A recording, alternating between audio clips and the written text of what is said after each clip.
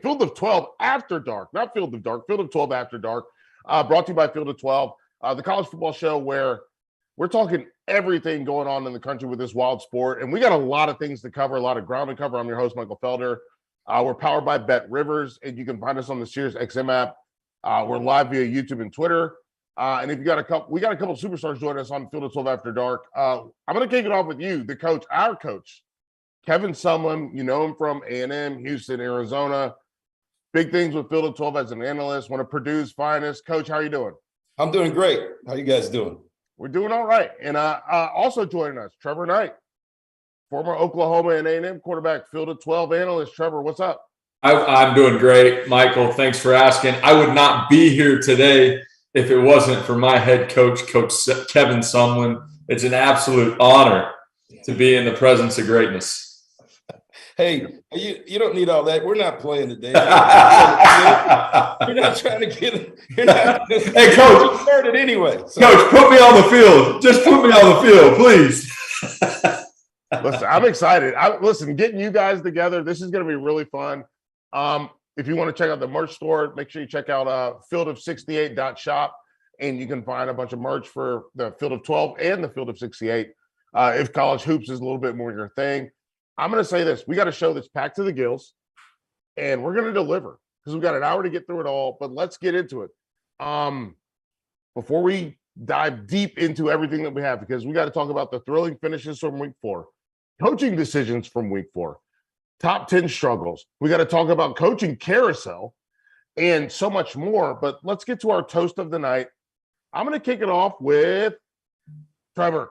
What do you got? All right, toast of the night, guys. It is midweek here. I'm sipping on some nice water. I don't have my whiskey with me tonight, but it does the job. I'm going to take it to a place that we will talk about tonight. We'll talk about more what happens on the field, but I'm going to go with Neyland Stadium. They checkered out the crowd. Yes. I had the opportunity to play in Neyland in my career, played against Tennessee 3 times, but in Neyland once. That is one of the greatest atmospheres to ever play a college football game with the checkered Rocky Top going. It was obviously a thrilling matchup with Florida that we'll get to, but Neyland Stadium and that Tennessee crowd, cheers to you tonight.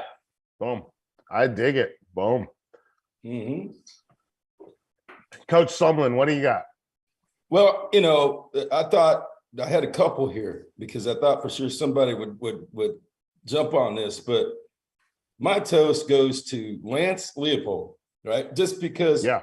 I mean, let's be honest, I don't want to disrespect his work or disrespect the program, but what he's done for them to be in a national spotlight game, right, last week and deliver is amazing. They're 4-0. They haven't, I saw a stat after the game, Kansas has won 4 games. They haven't won more than 4 games since 2009, right? So now they're 4-0 and they're favored. They're in the driver's seat in the Big 12 if they can keep this thing rolling. So Lance he's done a fabulous job wherever he's been, and the way they're playing, they're going to be a tough out to not want to get to the championship.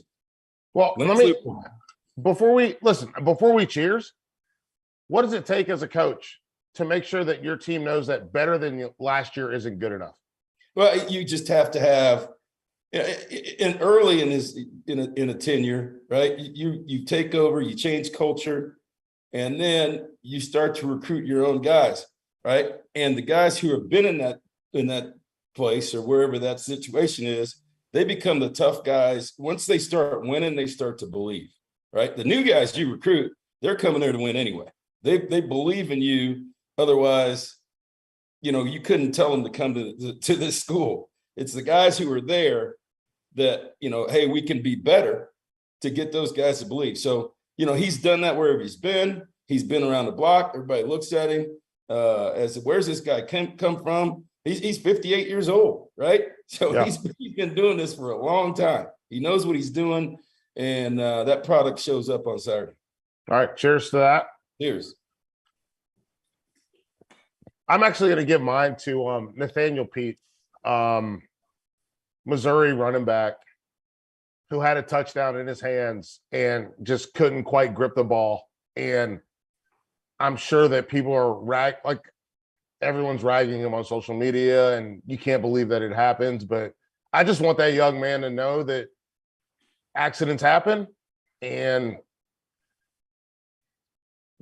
what you have to do is come back and be better today than you were yesterday. So I just want him to, I hope he doesn't get the negative feedback from social media and from people on campus and from the media. I don't want him to have that. So I'm cheersing to him because I want him to come back stronger than he was the day before, because that's a tough play when you had it in your hand and you couldn't quite get it done. And I just want him to know that I'm not here to make a joke about you. I'm here to say that, hey, man, football's hard and sometimes things don't go your way, but you come back stronger tomorrow. You come back stronger tomorrow than you were today.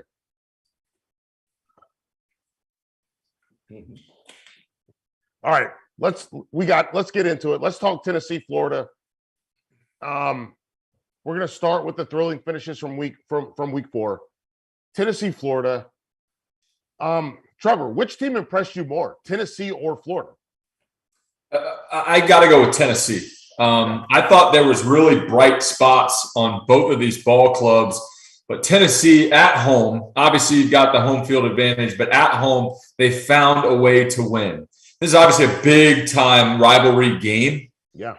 Between they've lost a lot. That's right. Against, two head coaches that haven't necessarily been there for a while. Obviously, down at Florida, year 1, Billy Napier, Josh Heupel starting to build a culture there at Tennessee. I got the opportunity to be around Coach Hype a lot my first 3 years of college. Think the world of him. But it was really neat to see the way that they just kept battling and using everything that they could to their advantage to come out with not a little win. That's a huge win in conference. So I was impressed with Tennessee, and we will see if they can ride some of that confidence, that winning confidence here as they go through the East. Coach Sumlin, what do you think? You come up more impressed with Florida pushing the ball down the field vertically, which they hadn't done in previous games, or with Tennessee being able to get the job done and finally close the door? I'm more impressed with Tennessee because, everybody wants to talk about, every game's different, every year's different, right? But if you come into that game, Tennessee has not had the success against Florida that their fans want, right? So there's added pressure. I don't care what anybody says. The last year does matter. And it's not more than a year, decades, right? Even back to Peyton Manning, right? And then the Coach Spurrier making jokes about Tennessee in the offseason, right? It's been going on for years. But, I was more impressed with Tennessee, like Trevor said, because to close that out and in a situation like that, on national TV, big time stage, two things I took from it, right? I took it, that Josh Heupel almost got my toast this week, because that's a tough situation. It just is. It's a great place, a great atmosphere. They just haven't been able to get over the hump. The other point that Trevor brought up, if you're in the SEC, whatever league, but in the SEC East or West, a division win is like a game and a half, right? So if there's a tiebreaker in the end, right, and whatever happens with Georgia happens with Georgia. Whatever happens with Kentucky happens there. But you got another step on that deal. So that was a huge game for Tennessee. Yeah, well, I mean, it's a huge game because now Tennessee, the reality of it is Florida's already lost to Kentucky and to Tennessee. That's right. Which means you said a game and a, so they got to climb 3 games up. That's exactly right. To get to where they want to be. You know what? Coach Sumlin, give me a quick hit on Anthony Richardson, and then I want you to talk about Hendon Hooker, because I think he might be a guy that's emerging as a Heisman candidate. But were you surprised seeing Anthony Richardson throw the ball, push it vertically more? I was. I mean, because we all know what kind of talent he is, right? Sure. He's one of the most talented quarterbacks in the country, with his legs, with everything he can do. To see what he did in the passing game was, you know, he's taken a step. But again, in games like that become that close, quarterback play usually is the difference in the game. Not the last play of the game, but to go ahead and win it. And I think after Saturday, you can honestly put Hendon Hooker in the Heisman Trophy race. I mean, up there pretty high now. I mean, he's emerged in a big game as a guy that can do that. He's got to put another one or two of those together to get there. But I think he's legitimately a candidate for the Heisman. Trevor? Agreed there. I think an interesting stat with this game that you see every so often, but not necessarily in a game like this. The quarterback on both teams was obviously the leading passer, but they were also the leading rusher in the football game. Incredible. It speaks a lot of the athleticism of these two quarterbacks, and it's very apparent. Coach, you mentioned it. Anthony Richardson is a freak of nature. Now, if I was coaching him, and I haven't been around him, I don't know how he responds to the playbook and the game plan and how he prepares throughout the week. But to me, he looks a little overwhelmed.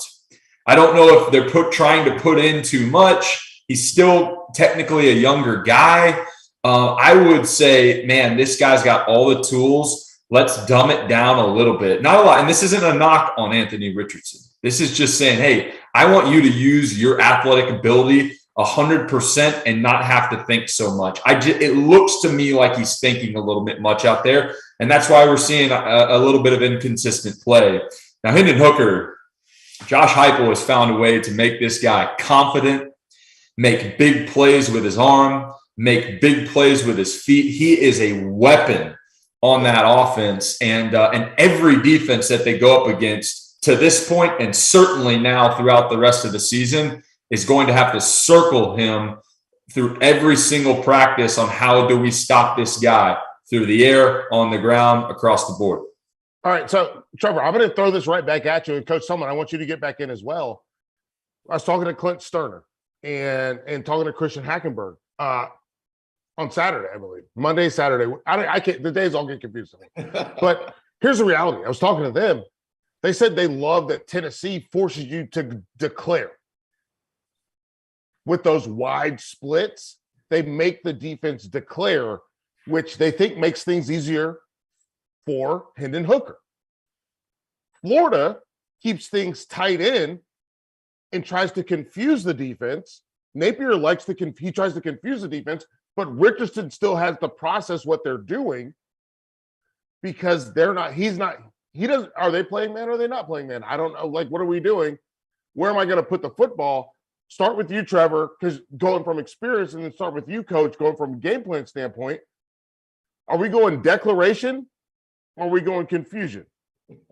Again, I think this is dependent on your quarterback.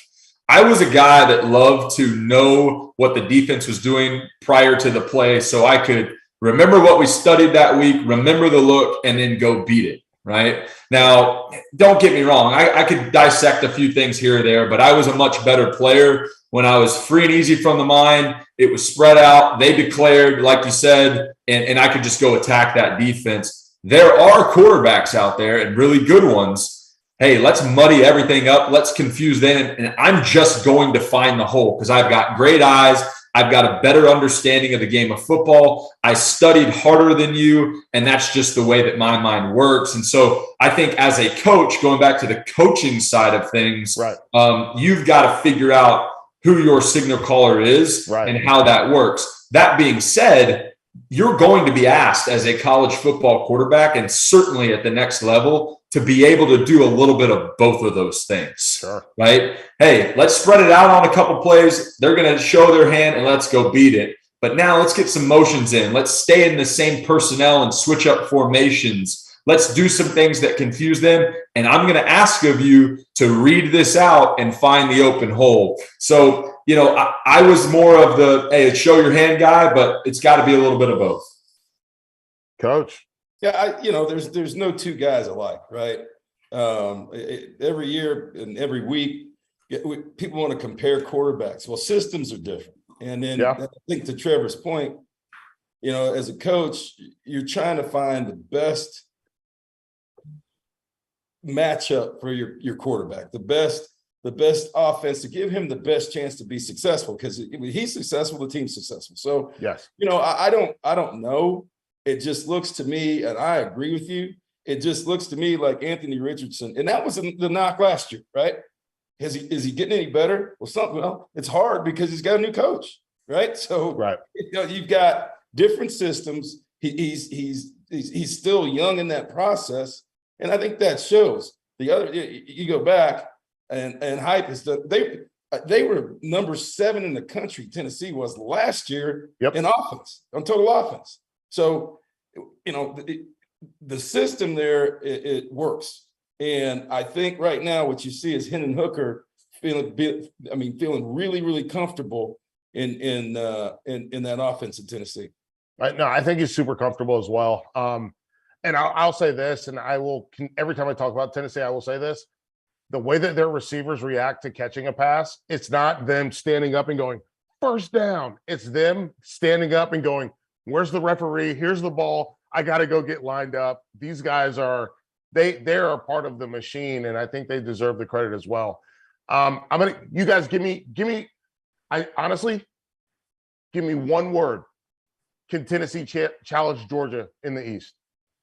Trevor? Absolutely. No. I'm saying no.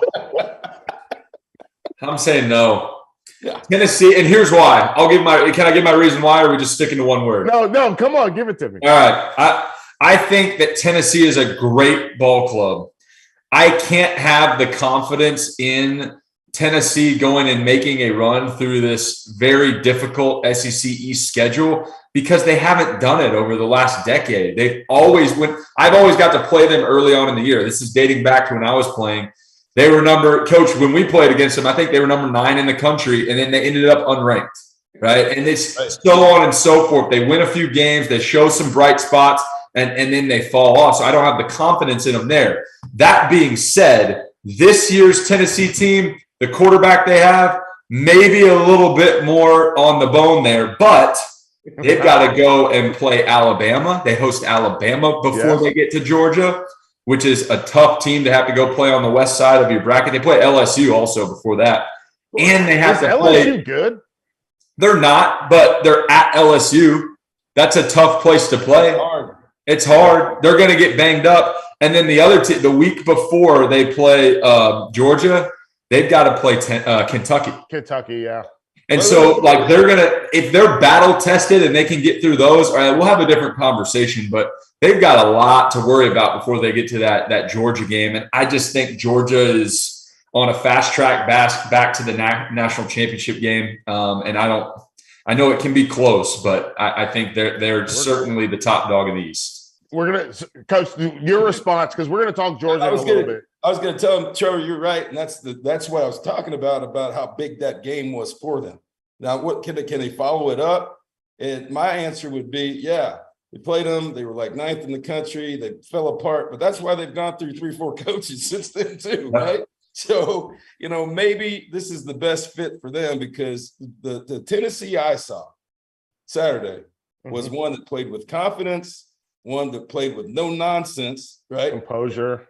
And I mean, now they haven't done it. They haven't done it consistently. And that schedule is a gauntlet. Their crossover opponents make it difficult, make it real difficult. Yes. Isn't it crazy as fans, as analysts, even as players, coaches, universities, if Tennessee were to lose that game against Florida, we now look at the rest of the schedule and go, oh no. They're in for a beatdown. But because they win that game, now it's like, oh, they kind of got a shot. They're going to go up against these guys. That's right? Like life is. It's crazy how just that fine line, one game, same schedule ahead of them. We did the same thing to start the season with Florida and Utah. That's right. And I look at Utah, like, who would you rather be right now? Would you rather be Florida or would you rather be Utah? Utah. Yeah. Me too. Yeah. Well, 3 weeks ago, we were talking about, oh, my goodness, we're looking at A&M. They're going to, what's going on? And here comes Miami. They get by. Miami loses 2 in a row, right? Yeah. to one to middle. A&M now wins on a field goal that bounces off, and they're like, whew, right? They get through that, but you know, we do this every year early in the season. Just let them play. Yeah, let them play. I think that's a great thing. And speaking of let them play, obviously everybody got super hyped about Texas almost beating Alabama. And what does that mean? And then Texas Tech, Texas has to go all the way. They got to go to Lubbock. They play Texas Tech. Texas Tech finishes the drill against them. They get the win. And Texas fans are already up in arms. Like, how do we sort this out? Because they had a double-digit lead. And so does this say more about Texas or does it say more about Texas Tech? I think it says something about both of them, right? Because you've got a situation at Texas, just like we're talking about, right? Until they can get over the hump, right? Yep. And let's just be honest, right? The Texas fan can't understand how they can lose to Iowa State or how they can lose to Kansas State or Texas like Tech, or can't understand that either, right? Right. That's just the way it is. But for Texas right now, I mean, it is how they handle these next few weeks, because it's going to be brutal. I mean, the fans still expect for them to win these upcoming games, even with the quarterback issue. Yeah, it's a quarterback. We just talked about it earlier, right? It's hard to win those kind of games without a quarterback that can close it out, and they right. they just don't have it right now. And we got obviously yours is hurt, Card is hurt as well. They're both hurt, so I think we have to give them a little grace on that. But with an average offensive line, yes, absolutely, and being polite. Average. Felder, is grace the right word? Do we have to give Texas grace? No. I mean, they're the University of Texas. They should have guys lined up on the depth chart. That's with how recruiting works. Texas should go to Lubbock every single time and win, and it shouldn't even be close. And that's why I wanted to get to you on this, because they should, because we're going to talk about Oklahoma too. But how much grace should we give them? None. Zero. They have more resources than anybody in the conference. And for a decade now, they have not found a way to get it done. A year or two here and there where it was okay, but the University of Texas that I grew up watching, that you guys grew up watching, was dominant. Hey, you're going to expect them to be in the Cotton Bowl every year, back in the Southwest Conference days. You're expecting to compete for a Big 12 title every year, so on and so forth. And now it's like, they can't, Coach, you mentioned it, can't get over the hump. And so I've always said this goes way past a quarterback issue. I don't think it's a head coach issue. I think they've got a great head coach in Steve Sarkisian that's doing really good things down there.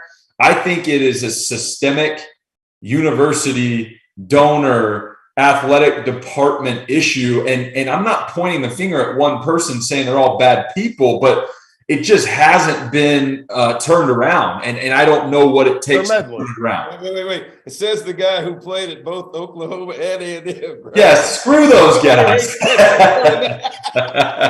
I get it. No, but I would maybe I am a little harsh. I'm a little biased, but I do think that there's a problem. I do think that there's a problem there, and it's apparent in the win and loss column, and that's the most important thing. To touch on the quarterbacks really quickly, I think you guys said it, right? Hudson Card's not the answer to go and be a championship winning quarterback, but I'm not so convinced that Quinn Ewers is either. What's the difference between Hudson Card and Cade McNamara? Better culture, better system, more confidence. Not the player, though. It's not the player. It may not be. Yeah, exactly. There you go. That's a great point. But I think that sometimes we try and look at that position and say, hey, we need a savior at the quarterback position for them to be good. And my point is, I don't think that, let's be honest, like Hudson Card is not a Hendon Hooker. Okay, so like that, they're on different playing fields. Sure. That does have some merit, but I don't think that Quinn Ewers is just light years ahead of Hudson Card either. He's not Trevor Lawrence. You're right. He played well in a couple drives against Bama, which gave everybody this confidence in him, but he's still got to go out there week in and week out and prove to me that he is that championship winning quarterback. So I'm just not sold all the way around. You got to remember that it was still a quarterback battle up until roughly a week and a half before the first game. Bingo. Right? Yeah. So the separation, I was at practice early, and the separation between the two is not that much. And Trevor, you know this, and I've said it at first. It's an indicator that there's not a gap. Yeah, I mean, no. But as I've said before, when you have a new quarterback it's also on the 10 other players who are on the field at the same time. And right now, Texas doesn't have those guys. They got running back, one of the best running backs in the country. Period. Right? But the whole line is not there. They've got a guy that's a 10, 200-meter guy that's one of the fastest players in the country, but he's 165 pounds. That's what he is. Yes. Right? He'll run right by you, but he ain't going to do anything else. Yep. So, what do you have? Who are you, even with a quarterback? The 10 other guys out there are just, with the exception of Bijan, and they're out there. And really the running back crew. They're solid. But if I like Roshan. He's great. Yeah, but if you don't have an O-line, those guys don't matter, right? If you can't protect them, if you can't block and have those guys get where they need to be, their O-line is light years away. Now, maybe the $50,000 that they gave the recruits from last year from NIL guarantees, maybe that's going to help them because they signed some pretty good ones, but they're all young. Yep. And I think that to talk a little bit about Texas Tech, because we got to give them some credit here. Yes. The Texas defense showed us against the reigning Heisman Trophy winner in Alabama that they have what it takes to compete.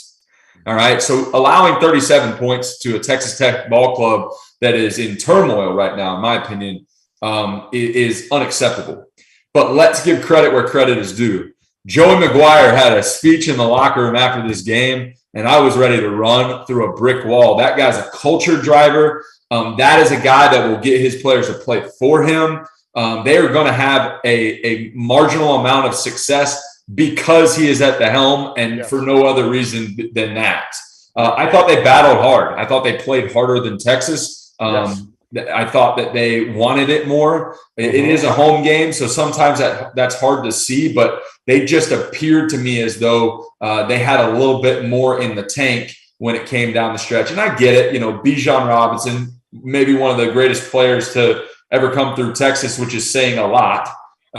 He's the reason for them losing that game, but he wasn't the reason, right? It was the last play that caused that, but it was a multitude of plays throughout that game that caused it. But hats off to Texas Tech. That's a huge program win. Yeah, Coach Sumlin, you ever gave a speech like that where Joey McGuire at the end of the game when he said, "I told you, we just keep coming." Well, you got to know. They'll quit. There's a reason why he won state championships in high school. There's a reason why every major college program came to that high school, and he had players playing all over the country. So he grew up in that state, was a big-time high school coach, understands what the University of Texas represents, and put everybody together. And I'm gonna tell you something. He knows what he's in the same place mentally. And I was just giving Trevor a hard time, right? He's in the same place mentally that Trevor is about the University of Texas. So, I mean, he's had players go there and all of a sudden transfer. He's seen guys go there, he's seen his players go. So he understands the University of Texas as well as anybody. And that belief and that conversation, I guarantee you, didn't start on Monday. That started way back in the spring. And that was circled, and they couldn't wait for that game to kick off. I mean, when he said they'll quit, that was, I mean, Trevor, correct me if I'm wrong, but like that, like if your coach comes in at halftime and says, we just got to keep, basically he just said, we got to keep chopping wood, and they'll quit. Yep. What does that do for you as a player when you go into you go in at halftime and you're right there? Well, I think that just like in any arena in life, if you've got somebody that's genuine, that walks the walk, that talks the talk, like Coach said, all the way back to spring, and he's been drilling this into your head, but he's also been doing it in a way that instills that confidence, that instills that into your fiber of your bones. Well, now you can look at him when it's paying off and you're seeing success because of all those little steps, all those workouts, all that time put in. Now you can look this guy in his eyes and say, okay, I believe you. Yeah. I believe in you. You were right. Thank you for putting me through all of that.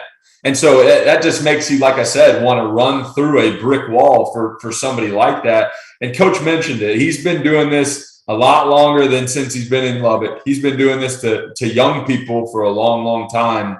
And it's just really cool to watch. I'm a big fan of his. And Michael, this is just to add to Trevor's point, because he was kind of being nice about, because of his, where he had played football and but there's a cultural. I've been at Oklahoma for 5 years. Mm-hmm. It didn't matter.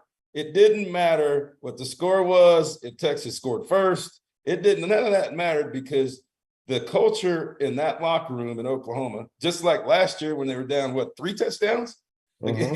Right? No one on that sideline panicked, because it's been ingrained in them. Who are you playing? You're playing Texas. They're going to quit. They're going to screw it up. And it's going to take scary to hear. A lot. It's going to take Sark a lot to really get over that, right? To get through that. And that's just that's what those teams and that's what guys.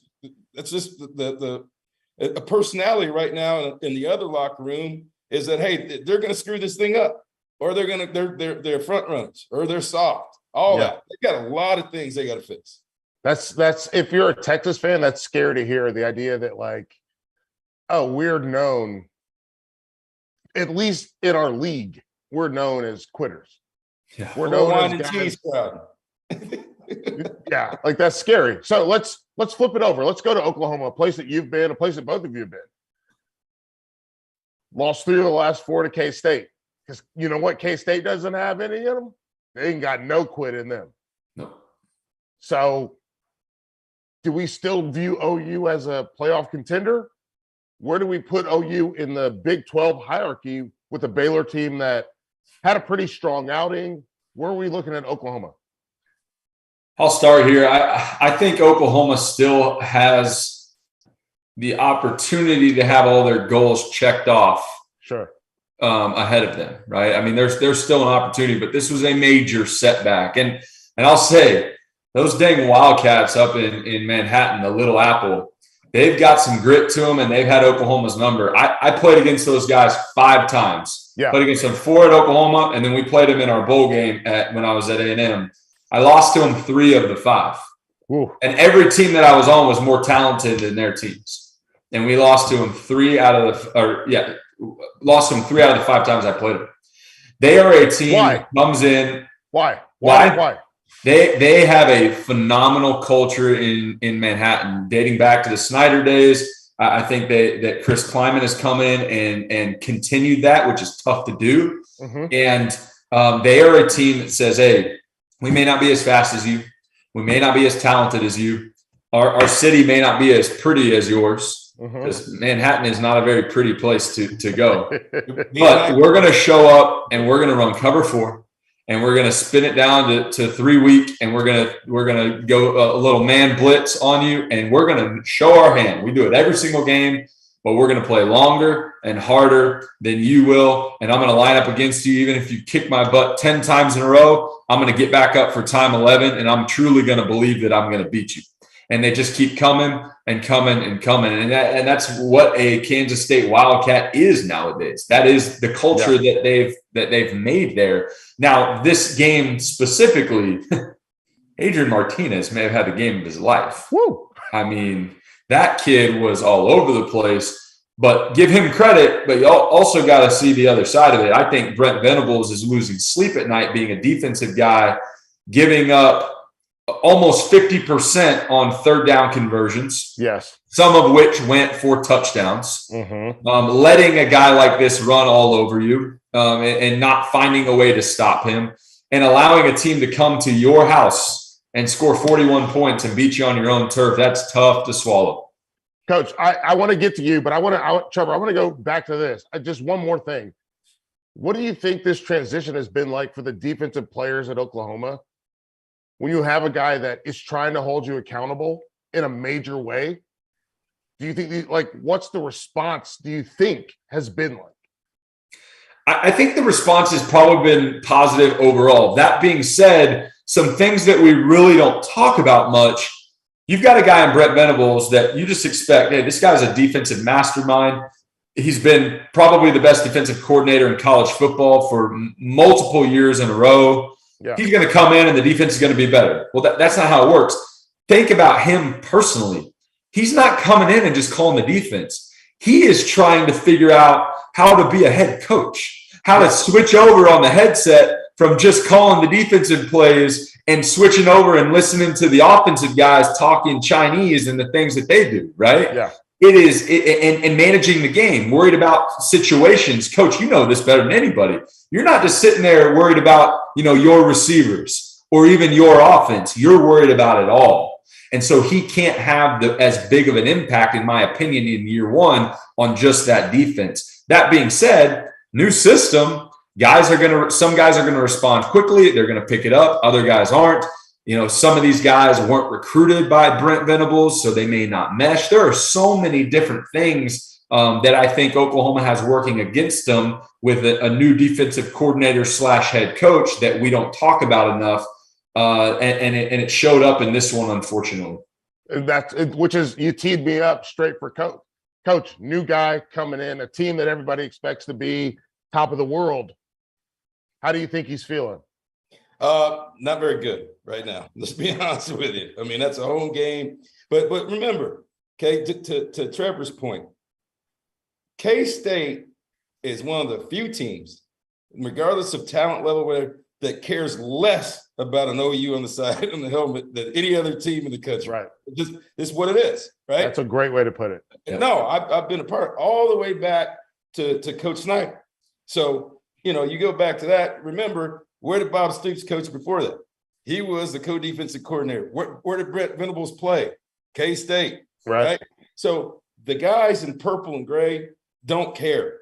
I mean, I with Trevor, and we lost to him in a Big 12 championship game and barely got in the national championship game one year. So, it's been that way for a long time. And nobody knew that more than Bob Stoops. Nobody knew that more than knows that more than Brett. Because they played there or coached there. So, it's a tough deal. And now when that happens, it gives the Iowa States of the world who have done it. Yeah. Certainly Kansas right now saying, you know what? Guess what? We got a chance. Guess we got it. They're certainly Tech's thinking that now, right? It's a different schedule for OU right now than it was maybe, as you said, 3 weeks ago. Even though it's the same teams on paper, mentally there's a different look about across that league about Texas and OU. Agreed. And I'll say this too: when you look at the stat line of this game, you have to give all the credit to Kansas State. Yes. Because I don't think Oklahoma necessarily lost this game, especially on the offensive side of the ball. No. Their defense needed to make adjustments. Well, if we were to blame anybody, it would be the defense. But you look at the stat line. I mean, Dylan Gabriel, I thought, played phenomenal, had 4 touchdowns. They didn't turn the ball over. Eric Gray averaged over 7 yards a carry, over 100 yards rushing the Brayden football. Willis is going to be a superstar. Yeah, absolutely. I mean, they made a lot of really good plays. They competed hard. It wasn't like they had, 2 pick sixes or turn the ball over or any abysmal plays. They just got outlasted and not outcoached. I don't think they got outcoached. I just think they got outlasted against Kansas State's best football in all 3 phases of the game. Yeah, they showed up. Kansas State, and that's why I really wanted to get to that, because Kansas State, they show up. They show up, and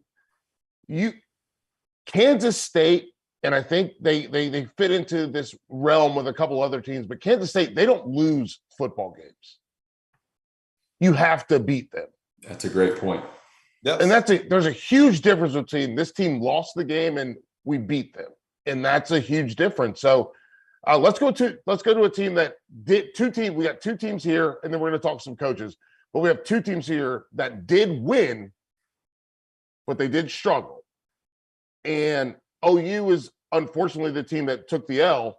But we look at Georgia with Kent State, and we talked about Tennessee with the speed and space. And I think Kent State did a lot of those same things to Georgia, forcing them to declare, making it easy for the quarterback to decide where things were going and where to put the football. Does that give you cause for concern, Coach, about what's going on with Georgia? Does it make you concerned at all? No, I mean, we talked about it earlier this year. To lose, I don't care who you are, right? You lose 7 players on defense. In the first round. Really, you had an NFL team last year, right? So you can't lose that many guys and have the same level early in the season. Right. And what I saw was they were rotating a lot of guys on defense. So they're playing a lot of guys. Just looking at what happened in that game, it looked to me like, hey, let's see who we're going to go through the rest of the season with on defense, right? And there's some young guys. Finding their dudes. They played a lot of guys. I mean, a lot of guys. And now they've got some experience. I'm not concerned. I'm not concerned.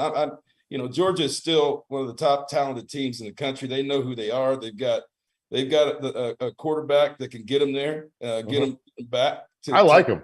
Yeah. I mean, he's improved so much since from the last place when he was a young guy and transferred. So he's got talent. But my point being, I'm not as concerned right now about Georgia as some people are because of the number of people and the number of young guys and new guys that are on the field defensively. Trevor, what do we listen, we got Mizzou, Auburn, Vandy coming up. Like we're not bothered by this, are we? No, we're not.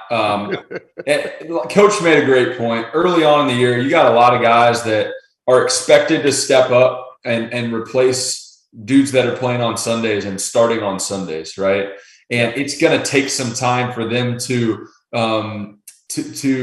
believe in themselves like that crew did, if they can ever get to that point. I thought last year's Georgia's defense was, we call them the White Walkers. We may never see a defense like that again. I mean, it was spectacular to watch.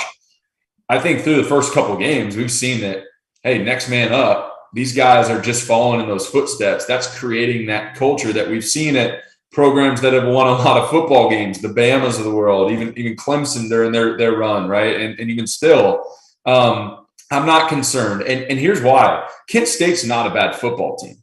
And Right. Kent State has been battle tested. When they went out against Washington week 1, oh, it's Washington. They're paying us to come here probably, so on and so forth. And they got beat pretty good. I think they got beat by 20, 25 points. But then they go to Oklahoma. All right, another huge stadium. This is crazy. And we get beat around a little bit. But all right, now I've gotten hit. I've gotten bunched around a little bit. I'm not going to be quite as nervous. All right, I'm going to go in there and just let it loose. In the locker room, in the meeting rooms throughout the week. Hey, guys, we've already got our teeth kicked in, but you can do this. You've proven on this play and that play and that play that you can play with the best in the country. So they come out against Georgia. They got nothing to lose, and they play pretty good. Georgia, if it's a game to have a slow start, obviously this is the one. It's Kent State. It's not a conference rival. They still win by 17, 18, 19 points, whatever it was. I'm not concerned. You can't play perfect every game. I think Georgia is still in the driver's seat, not only for the conference, but for the country.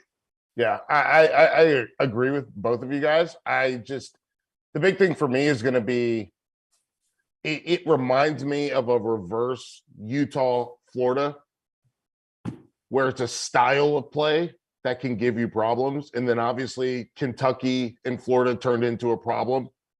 And I'm very curious to see what this looks like when Tennessee comes to town, because Tennessee, we already talked about Tennessee versus Georgia and what that looks like. So I don't have to belabor that point. Let's and speaking of a team that plays like Tennessee, the Maryland Terrapins going up against Michigan. They had the game on their racket, couldn't close it out. So does this make us think more of Maryland, Trevor, or think less of Michigan? Where do we fall on this? I think Michigan is as good as they are. I think they're still trying to figure some things out. I mean, Sure. You talk about the quarterback position being very pivotal in today's day and age in college football and forever, for that matter. And I know that, they like J.J. McCarthy and they started Cade McNamara week 1, but everybody said they had that, they knew they were going to put J.J. McCarthy in, so on and so forth, all this stuff that we're talking about. They still need to solidify, okay, this is our guy, and now he's got to start playing really, really good football for us to be great. Okay. And they have a great culture going there. I think, it's Michigan, so they're going to be in the media. They're going to be talked about. But for me, Michigan over the last couple of seasons under Harbaugh has been the one that, hey, let's just keep winning. Let's keep winning. Let's keep winning. Boom. Ohio State week comes along. Let's go beat them and maybe go to the playoff type of deal. Right. And so I think Michigan's still got a lot ahead of them. I think they've got to figure a few things out, but I think they are a great football team. We've been given a lot of credit tonight, and I will give credit to the Maryland Terrapins, to his brother. And I don't know how to say it. He's a beast. He's a beast. The guy can play some football. I mean, he's cut from the same cloth, and you just love to see the competitive nature in that family, right? When he got that first down and they ripped his helmet off. Awesome. And he stood up and he was just like, that's what I'm talking about. Love it. That's what we're here to do. And I was like, oh, they're going to win this football game. And obviously they didn't finish the drill, but I just wanted to point that out. Like, that speaks to what you're talking about, like that competitive nature. And to me, with Talia, the first time I ever saw Tua was in, Coach Sumlin. When was Tua? What year is Tua? He's got to be 2017? 17 or 18. So yeah. I saw him in 2016 in LA at the opening / Elite 11. And Dilfer called him he said, "You're a butcher. We need surgeons." Right. And he went back to the island, tightened everything up. While Tua's tightening everything up to go back to San Francisco for the next the opening, Talia is going through everything.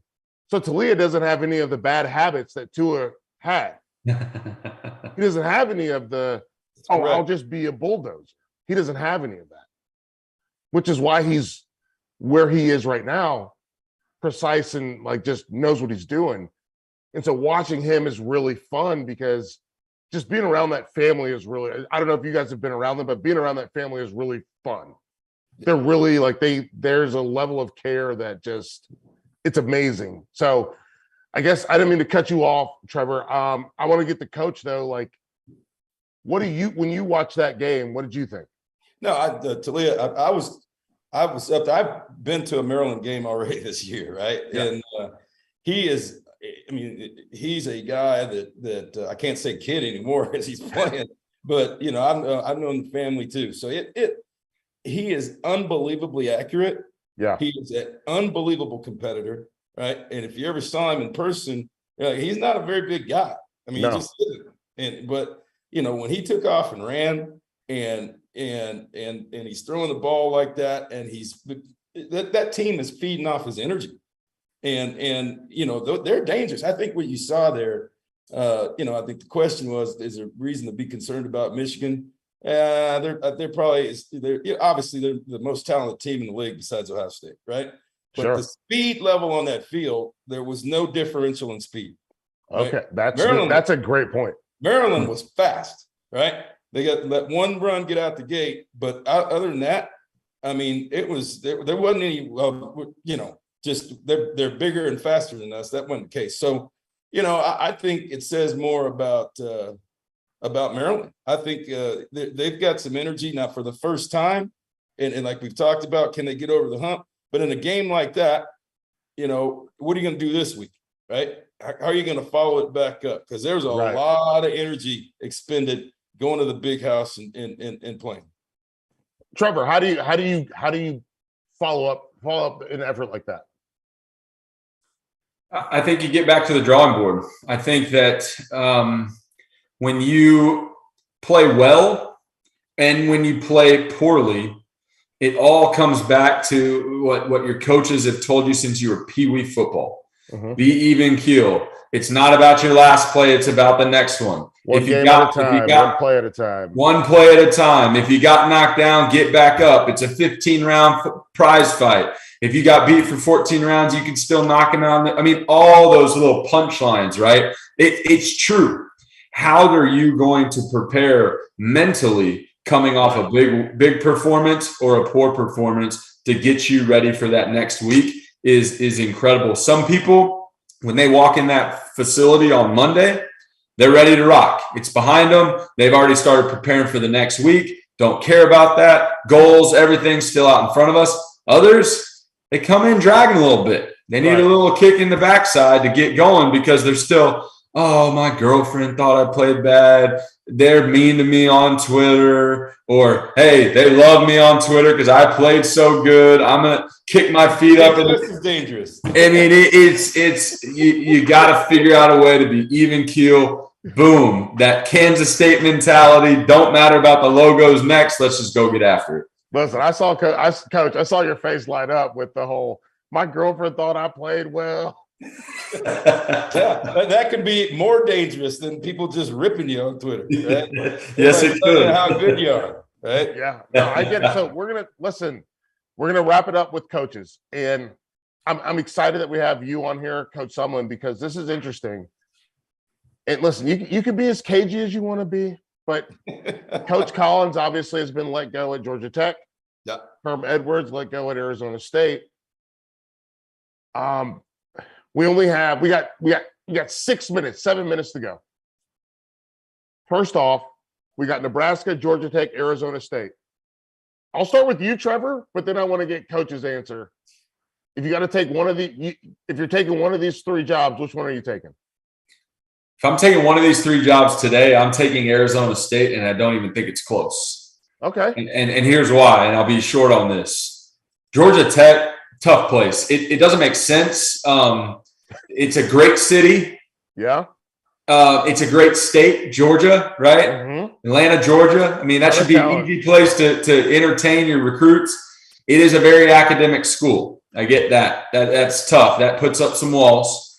But the history of how they've played football may be now starting to show and has been a detriment to getting real players there.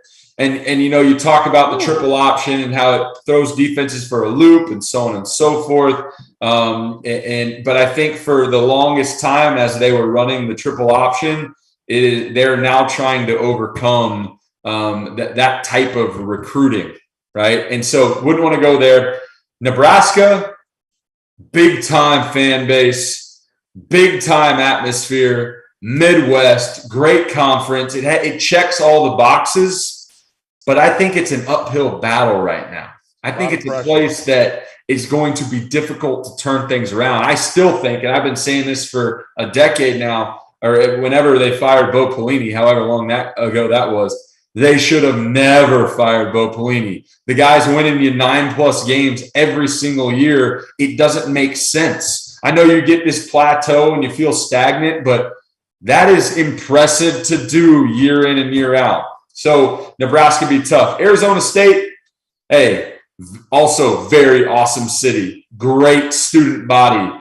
Really cool place to play right there, kind of on the side of a mountain there in Phoenix. The slate is clean. Come in, get some players around you, go win some football games in a conference that I think is not one of the best in college football right now. That would be my choice, Arizona State.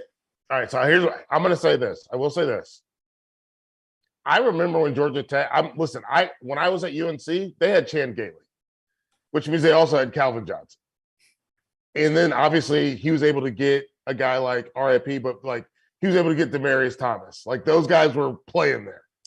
And I remember growing up, and I grew up, you guys don't know about this because you're not from the Southeast, but we used to have a Jefferson Pilot Raycom game that was, Coach, you know what I'm talking about?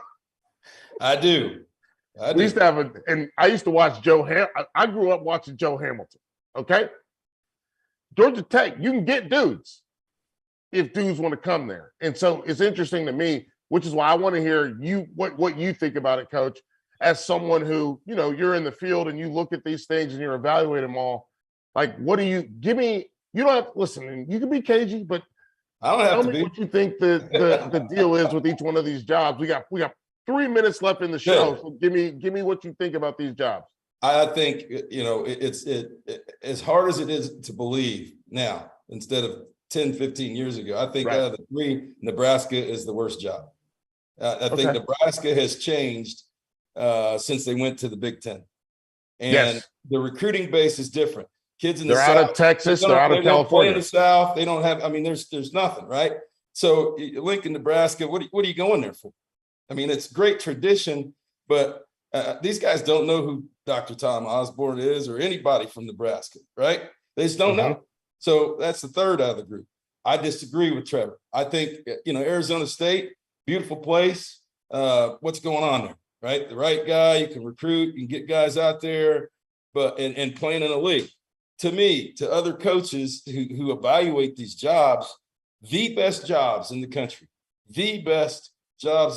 and this is going to sound crazy, are ACC jobs with SEC players. I'll say that again. ACC jobs with SEC players. Okay. What better place in the country? It's a job open right now that is there to do that than Atlanta. What city, right? So, the thing that's baffled me is Georgia Tech, right? It's a persona, an academic persona. From if you want to win, if you really want to win, there's some concessions that you're going to have to make for recruiting. And the right guy doesn't have to run triple option. You don't have to have a 27 on the ACT, right? You've got to there has to be some sort of, all right, if we're serious about playing football, if we're serious about what we want in recruiting, I'm not saying bend the standards completely, but guess what? You've got to be able to get guys into Georgia Tech. And if the right guy's there, I don't care what you say. If the right guy's there from a recruiting standpoint in Atlanta, it can be a gold mine. And the things that you're talking about, spreading it out, I guarantee you can get a Joe Hamilton. You can get a instead of a 5'9" Joe Hamilton, you can get a 6'4" Joe Hamilton,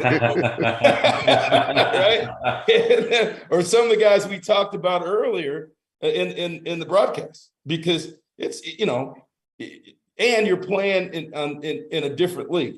Does that make sense? Yeah. So those guys, you can't tell me if the right guy's not there, if the right guy's there, that the recruiting piece, the competitive piece, you can be with NC State, right? You can be with. Why leave that place? And then the guys who are out there, as you know, from the East Coast or from Carolina, and if you're gonna get visits from guys because it's Atlanta, right? So you've got to be able to. I think it's administratively, the coach has. Hey, what are we doing here with recruiting? What are the standards? Because is it Georgia Tech, Stanford, and Duke?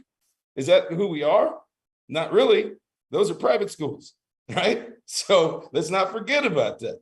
And so, what does that look like around it administratively? And so I think with the right guys in there, you don't have to run triple option. Just because that was successful at one time doesn't mean that that's the way to go right now. Because last time I checked in the ACC, you better score some points to win games.